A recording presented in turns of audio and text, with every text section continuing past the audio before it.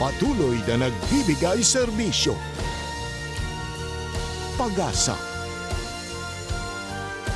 at saya. GMA Regional TV. Kapuso ng bawat Pilipino.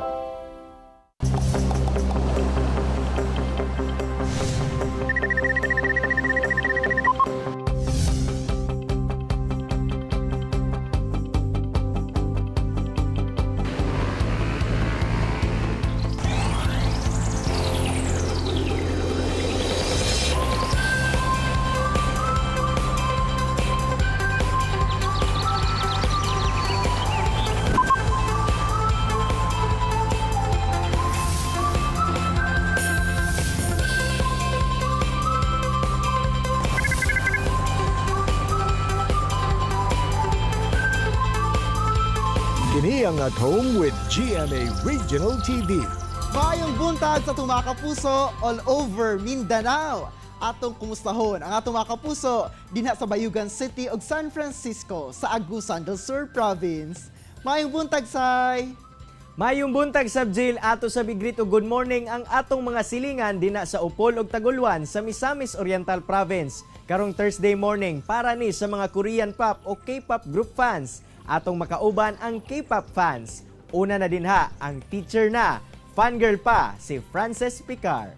Samtang say i-share sab kanato sa K-pop fan nga si Catherine Laura ang iyang experience sa pag-attend og concert sa iyang giidolong K-pop group. Samtang makauban ni Attorney Resy Sabesto ang kapuso actor ug host nga si Gil Cuerva. Una nato makahinabi ang atong mga bisita karong buntaga na sayod baka kapuso nga naila ang Oroqueta City kaniadto isip lugar sa daghang nagalatagaw nga hayop. Gitawag nga layawan kaniadto ang maong syudad, una na himong syudad usa pa kini ka baryo sa Misamis Province niadtong 1861 hangtod 1879. Boholano peddlers ang early settlers sa maong lugar. Sanglit daghang hayop ang makita duol sa sapa. Gipanganlan kini nilang layawan. Hangtod niadtong 1880, di inahati ang Misamis sa duha ka probinsya nga mao ang Misamis Oriental ug Misamis Occidental. Kung asa ang layawan, nahimo na nga lungsod o gilisdan ang pangalan ngadto na sa Oroquieta.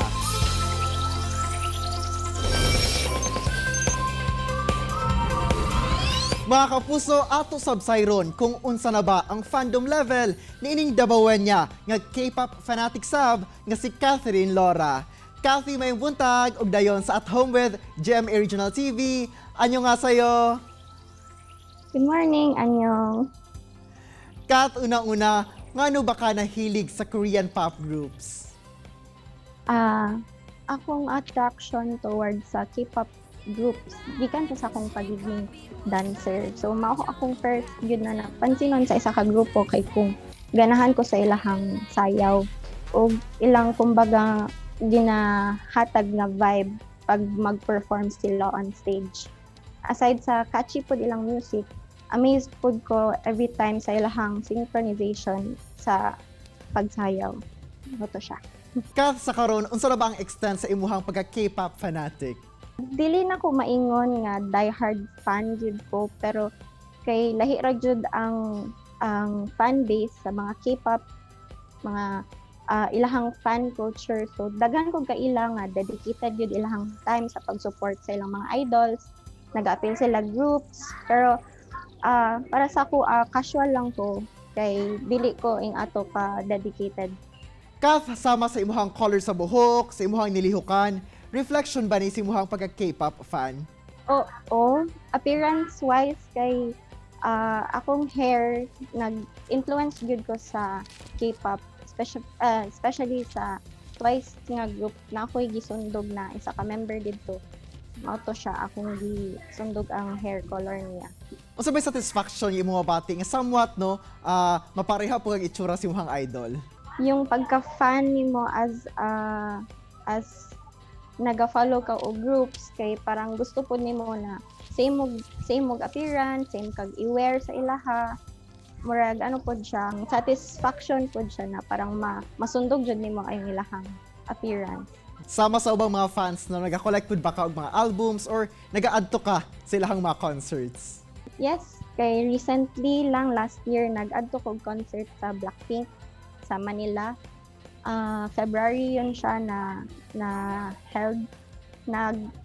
Namalit ko og light stick kay na sila yung ginagamit ng light sticks kapag mag-attend kag concert. So namalit pod ko ato.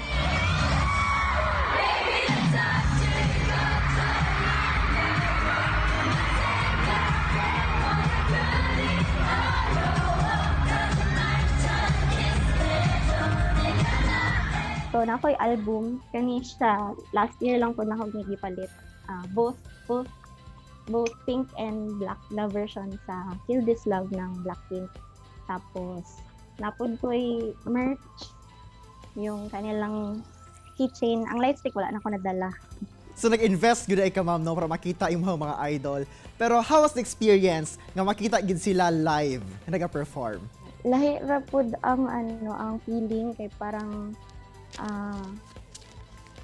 overwhelming siya na experience kay lahi ra jud ang ma-watch lang niyo sila sa videos o sa live kay murag lahi pud ang ginahatag nila na performance pag mag-live sila na sayaw o kanta. O sabay naa sa K-pop group members nga giidolo gid nimo sila? Siguro ang kanilang dedication sa ilahang trabaho kay years of training magud na nila bago sila makadebut as a group. So as a dancer kay sa akong point of view murag lahi ra jud ang time and effort na ilang ginahatag para lang ma-achieve nila yung dream nila na maging isa ka grupo. Kath, kay lagi no isip usasab ka dancer. Napod ba kay mga K-pop dance covers? Yes, na tungod gihapon sa quarantine kay naisip na ko mag-record og dance covers. Pero before ato, since dancer ko og part pod ko sa isa ka group, naka-perform na mi og several dances sa school ug usahay naga-cover mig sayab sa mga K-pop groups like sa EXO, sa Girls' Generation, sa 21, mga ganun. Tapos, ang nakoy dance cover, nag-group dance cover o solo na dance cover. 그러니 안 만다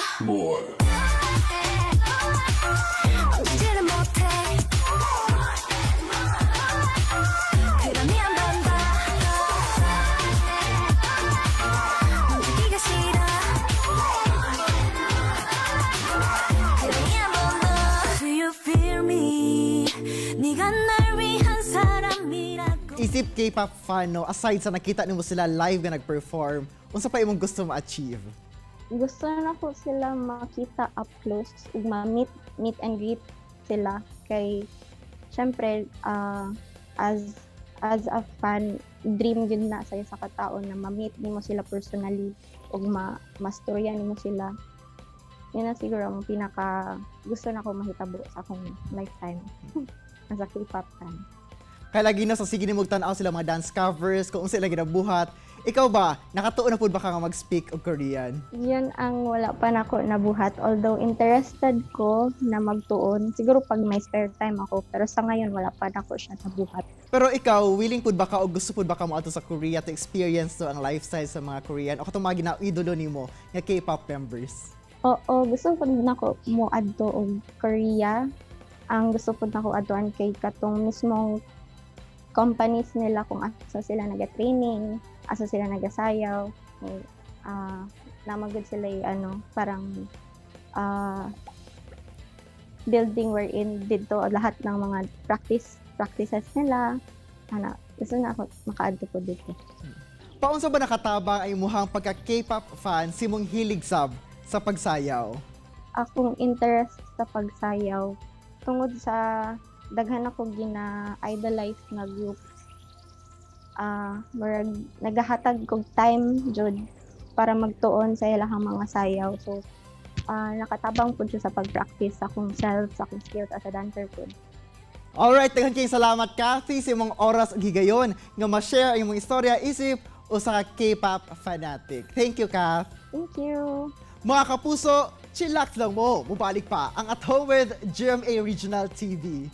Kini ang At Home with GMA Regional TV. Mga kapuso, ani-ana si Attorney Resi Rizada para sa Biz Talk. Resi!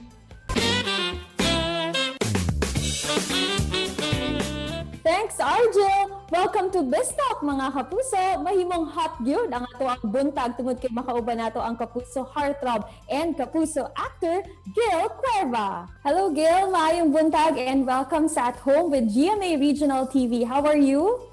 I'm doing well. Hi, attorney. Hope you're doing well as well. Yes, I am. Ayan, how are you and what have you been doing lately? Lately, wala masyado. Pero I guess in small ways, I try to help sa...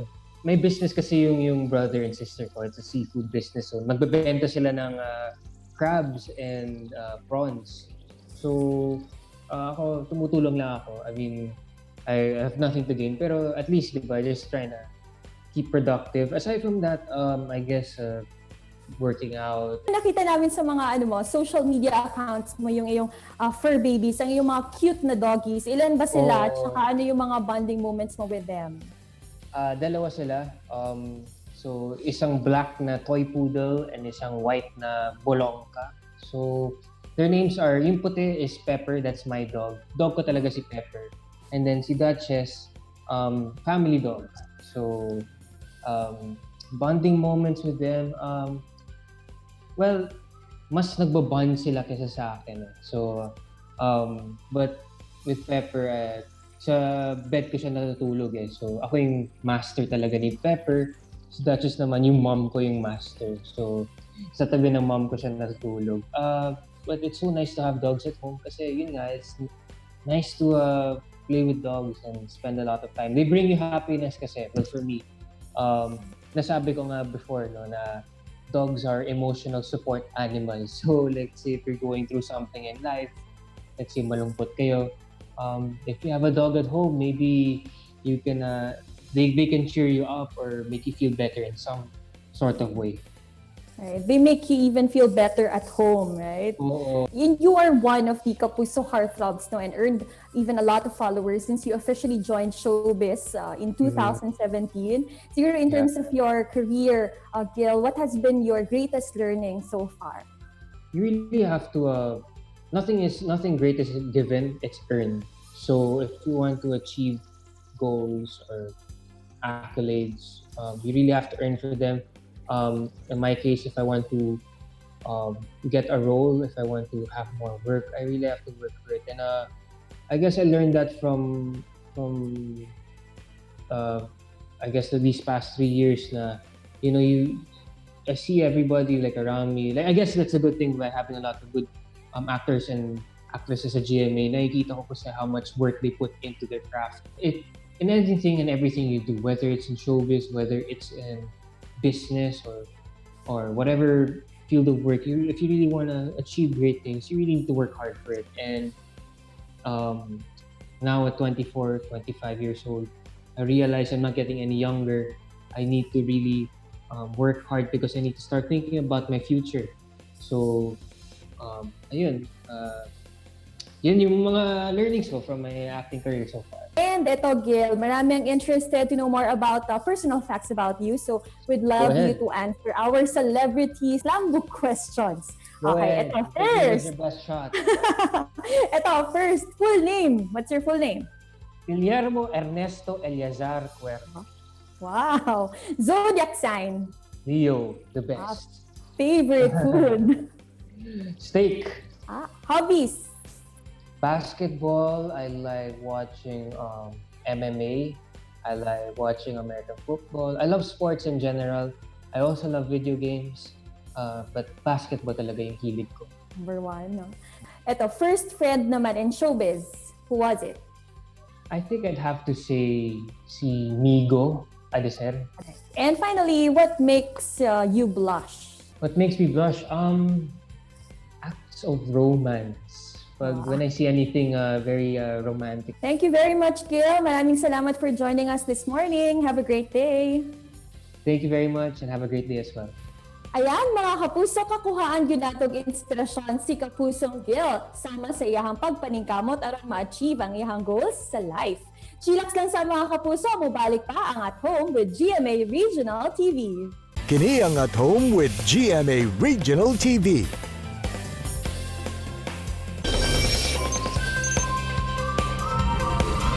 Mga kapuso, dili gayud ikalimod nga sagad sa mga kabataan ug bisan mga oldies ang nahumaling na sa Korean pop o K-pop groups. Ug usa ka teacher dinhi sa Cagayan de Oro City ang certified K-pop fanatic sab kaayo, si Frances Picar. Ma'am Frances, mayong buntag ug dayon ta sa At Home with GMA Regional TV. Kamusta, ma'am? Hello, good morning. Annyeong. Ma'am, share to us kung paunsa ka nagsugod nga nahimong fanatic og Korean pop o kining K-pop. Actually, daan pa lang K-pop fan, not K-pop, pero fangirl na gid ko. Pero ever since nga nag-start ko og teach, nangita ko og kanang connection with my students. And one thing nga akong nasudlan is ang K-drama at first. Until such time, because mahilig man sad ko sa music, nag-try ko og search og mga K-pop groups. And then, mo rin to, dito na rin siya nag-start nga. Mas na widen akong perspective with K-pop. So unsa mga tuigan ni ma'am og pila na kakatuig nga K-pop fan? Nag-start ko around August 2016. So actually 4 years na ako nga K-pop fan. Unsa nga K-pop group ang imong paborito gyud? Isa ra gyud akong favorite, EXO gyud ever since. Unsa na ba ang extent sa imong pagka K-pop fanatic? Like gusto na ka moadto og Korea o nagapalit na kag albums nila o di ba ka na kay mga photos nila nga gipangdikit sa imuhang room? Actually, yes, na ako yung mga pictures and also na ako yung albums, part of my collection since fangirl man jud ko, mo gid ako ang hilig ang mag-collect og things. So na-jud ko yung mga albums nila, photo cards, and mo to siya akong ginapamilit. Nakaadto na pud ko concert sa EXO. So out of their 5 concerts, nakaadto ko 3.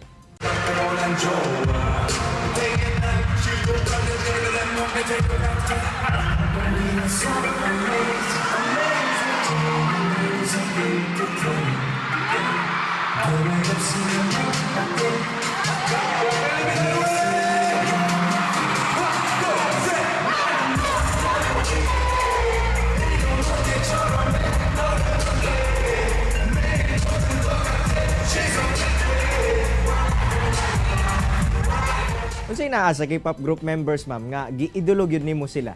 Para sa ako, sa EXO man good, it's very dynamic sila and very talented. Aside from singing and dancing, actually, siya gid ilang mga music. Dili ko kasabot sa language. So, dala ra Google. Ma-research ra siya, tapos nice ilahang tingog. At the same time, ga-act pud sila. So, balingaw pud ko kay na sila yung mga dramas and dili pud basta-basta ilahang acting skills.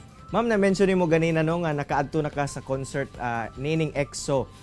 Pwede ba nimo ma-share sa amo unsay mga experiences nimo o unsa po nagtulak sa imo nganong niadto gyud ka og nigasto gyud ka para makaadto sa ilahang concert? Actually, mura siya og kanang for me achievement kanang nakaygatiguman, nakay gusto buhaton. So for me pag makaadto concert, murag achievement siya sa akong part na murag live life to the fullest, meaning so sa akong tinigom, at least na ako'y ma-shed, magasto nga makaato sa concert. At the same time, naman dyan ko yung mga online friends, yung mga friends nga na-meet na ako because idol lagi na mga EXO or fan mi sa EXO. So at the same time, pag abot ng budad to, magkita-kita ra din mi. So muna siyang isa ka reason na gusto dyan ko moadto og concert. Kaya lahi ra dyan siya if makita sila live. Kumusta po ang experience, ma'am, sa pag-adto sa ilahang concert? Every concert, naagid siya yung memorable nga experience. So, lahi-lahi siya for every concert. So, first na ko nga concert, medyo kulbaan ko.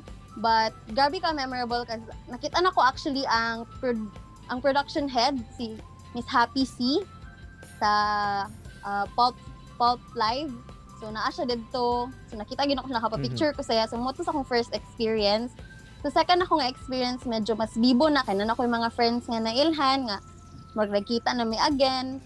And mas bibo po akong third experience kay kasagaran sa mga EXO-L, muna siyang ginatawag mga fans sa EXO. Kasagaran sa mga EXO-L sa Cagayan de Oro, actually nagdungan-dungan mi og adto dadto. So mas bibo jud siya this time, mas dako ang crowd kay dili na ka ikaw lang isa padulong sa concert. So mas tsada siya nga experience. Ma'am, kini na grupo kinsa imuhang kaning idolo or kining ginatawag ninyo nga bias? Ako gyud first na ako nga bias, actually naka-change gyud kog bias. The first bias na I had is Baekhyun, then karon si Chanyeol na akong bias. Ma'am, how does it feel nga mahimo kang member sa grupo pod nga sama nimo nga naga-fangirl og K-pop? Actually, tsada siya nga feeling kay here in Cagayan de Oro, we have what we call EXO-LCDO. So, ni EXO-LCDO, mo ni siya ang fan club nga based sa Cagayan de Oro and gatapok-tapok mi every time na let's say na birthday sa isa ka member sa group. And aside from that, nahipo mo gud siya og ground nga makatabang mi sa others. Like, there was a time nga katong sa eruption sa Taal Volcano.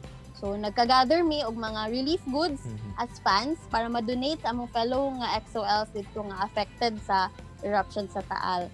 Aside from that, nakapa-feeding program pod mi gikan sa mga among mga nangakuha gikan sa among mga co-fans like na mag-donate or if mamaligya mi og merch para sa ilaha, some of our proceeds would go to feeding programs. So I think that's one of the best things na na-happen as a fangirl for me because naano siya kanang stepping ground to help others as well. Di lang siya basta-basta nga pag fangirl, at the same time, conscious po sa society that we can actually help even if fangirls be. Okay, namo yung times nga people would judge fangirls nga kanang medyo lahi ilang pananaw sa amua. But then, just to break stereotypes, no, we can actually make this as a ground to help others. So, muna siyang nakatsada of being a fangirl for me. Daghang salamat, Ma'am Frances, sa imong oras ug gigayon nga gihatag sa At Home with GMA Regional TV ug sa pag-share sa imong istorya isip usa ka K-pop fan. Daghang kayong salamat, Ma'am. Salamat po, Danyong! Saygawa sa pag-idolo sa K-pop group members alang kay Catherine Laura nga nakatabang sab kini nga mas mahasa ang iyang angking galing sa pagsayaw. Gani duna pud siyay K-pop dance covers. Samtang Jill, ang pagkafanatic ni Frances Picar sa K-pop, mo'y nagbuo og grupo nilang mga K-pop fans nga mas mahimong productive sila sama sa pagpahigayon og outreach activities aron matabangan ang mga nanginahanglan. Sa samtang sekreto ni Kapusong Gil Cuerva sa pagpalambo sa iyang karera, mao ang pagpaningkamot, labi na nga nagasaka ang iyang edad alang sa iyang future. Mga kapuso, hinaot nga na-inspire kamo sa istorya sa atong mga bisita. Susama na lamang sa panultihon ni Kai, nga miyembro sa K-pop group nga EXO, nga even though the language is different, the music is the same. Haom sa tong episode karong adlaw. See you tomorrow mga kapuso, alas 8 gyapon sa buntag, dinhilang sa inyong Morning Kabanding, ang At Home with GMA Regional TV. Makita pagbalik ang atong episode pinagi sa pagbisita sa www.gmaregionaltv.com ug ayaw kalimot mag-subscribe sa official YouTube channel sa GMA Regional TV. Mga kapuso, always remember that God is good all the time. Ayaw sab kalimot sa pag-smile. Amping! Stay safe and healthy mga kapuso. Ako si Cyril Chavez. Kinisab si Argil Relator. Buong puso para sa kapuso.